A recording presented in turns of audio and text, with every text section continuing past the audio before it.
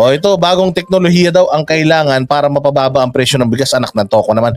Bongbong Marcos, pamagat pa lang nitong balita na to, kalokohan eh. Makabagong teknolohiya kailangan para mapababa ang presyo ng bigas. Walang hiya naman talaga. Nung nakaraan, sinabi mo, problema natin, hoarders, tsaka smuggler. Ang reason kung bakit mataas ang presyo ng bigas. Ngayon, binago mo na naman, ilang araw lang. Makabagong teknolohiya naman ngayon ang gusto mo. Kahit anong makabagong teknolohiya, Marcos, ang gawin mo. Kung puro magnanakaw yung mga nasa Pilipinas at nasa paligid mo. Hindi magmumureng, hayop na bigas na yan, murahin na lang natin yan. Ano ba to si Bongbong? Ilan bang Bongbong Marcos na nandiyan dyan sa paligid? Parang 10 yung Bongbong, iba-iba yung sinasabi. Lunes na Bongbong, iba yung sinasabi sa Martes na Bongbong. Kasi yung Martes na Bongbong, tragis yan. Kaya po tayo, wala naman po tayong problema sa production bigas. Meron tayong angkat, meron tayong mga bigas, kaya talagang walang problema sa presyo. Ang nakikita po natin problema ay yung mga hoarders, smugglers. Yun po talaga. Kaya maglagay tayo ng price ceiling, sigurado tayo. Parating na yung mga angkat natin. Yun yung una niya. Hindi pala. Pangalawa na yun eh. What can you say about the hoarders? The hoarders of the sibuyas. Sabi niya, you know what? Hoarding is part of the business. Pinaliwanag niya pa, actually that's normal. Halimbawa, you will buy it from the farmers and you will keep it for a while. And then you will keep it until the supply and demand. When the demand is high and the supply is low, so you're gonna release it and you're gonna sell it to the tinderas. You're gonna sell it higher than, so that's normal. That's normal in the agriculture business. So yun ang sinabi niya. Then the Tuesday Marcos, sabi naman, yung Martes na Marcos yun. Sabi nung Martes na Marcos, yung pang Miyerkules naman, ayun yung nagsabi nung nakaraan. Actually, sabi niya, ayaw ko sanang pakialaman yung merkado. Ayaw niyang pakialaman yung merkado pero nangako siya ng 20 pesos. Gusto mo magluto ng paksiw pero ayaw mo sa maasim. Ganon. Nawala na naman sa usapan si hoarder, si smuggler, si Michael Ma. Nawala na naman sa usapan si rice ceiling.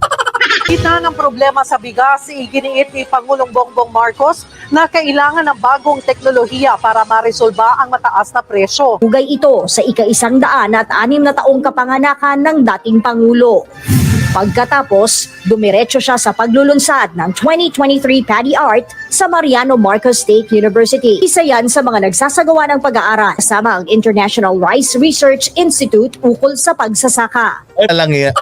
Kailangan ng makabagong teknolohiya pero Philippine Science, ng mga sciences, Quezon City Science, Marikina Science, Philippine Science, lahat ng science, binawasan yun ng budget. Yung mga eskwelahan na nagpo-produce ng mga scientists, sabi nyo, science. Walang hiya yung mga scientists natin, binawasan nyo yung budget. They then should be able to give it then to the government, the new technology to the government. The government is the one who will take it from the laboratory to the rice field. Nahihirapan tayo. Mayroon pa siyang demonstration. Ganito kasi yan. Itatanim yan. Pagtanim niyan, pagtanim na ganun, yung nagtanim niyan, uwi sa bahay, maghapunan yan. Pag naghapunan niyan, bilang ka ng mga bukas, pupunta ulit yan dyan, bibilangin niya yung mga butil.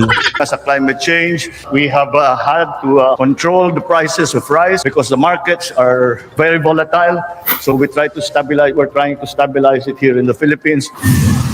Pero higit anya sa pagsasaayos ng presyuhan, dapat matiyak na hindi na pag-iiwanan ng mga magsasaka kapag tumaas na ang produksyon ng bigas ng bansa. Mahalagang matiyak na kasama sila sa nakikinabang at hindi lang ang gobyerno at pribadong sektor. It's correct. We have to increase our production. But we have to make sure that that increase in production redounds to the benefit of the farmer. Nagbabalita mula sa... Ayun naman pala yung pag-aaral nila eh.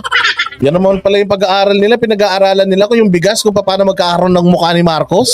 Anak ng tinapay, mahal yan. Napakamahal ng bigas na yan, yung mismo yung bigas nandoon sa may mga letra, yun ang mahal eh. Ay, Hans Jia, thank you very much ha. Grabe naman, nagabala ka pa. Mabuhay ka ha, maraming salamat ha. Ikaw na talaga. Mabuhay ang mga taga-Pilipinas. Kasi kanina sinabi, di ba? Ito daw eskwelahan na to. Ginawa na daw itong pag-aaral ng mga binhi. Yung pala pinag-aaralan nila kung paano magkakaroon ng muka si Bongbong Marcos sa palayan nila, palakpakan. Ano yung ginawa nyong yan sa palay? Sana ay magdulot dyan ng pagbaba ng presyo ng mga palay. Mabuhay, sabi nga ni Clarity, tataas ang produksyon ng palay tapos babaratin ng mga traders at sasabayan ng importation. Ano pa nga ba? Kaya nga sabi ko sa inyo, hindi natin kailangan ng makabagong teknolohiya. Ang kailangan natin, walang magnanakaw. Huwag kayong magnakaw. Sigurado tayo dyan. Magkakasundo mga bulsa natin lahat.